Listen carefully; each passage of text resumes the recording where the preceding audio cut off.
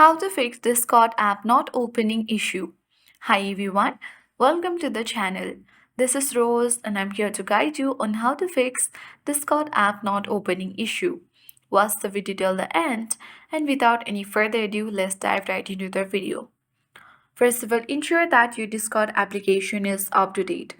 Outdated version of the application will create different kinds of issues regarding the app. In order to check, you need to proceed towards Play Store or App Store and then search for Discord.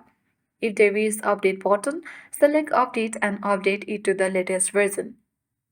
Once done, you need to make sure to clear all the cache and box of Discord. For that, tap and hold Discord app, select App Info.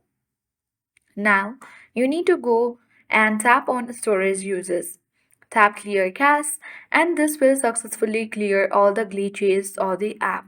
Once done, you need to restart your device.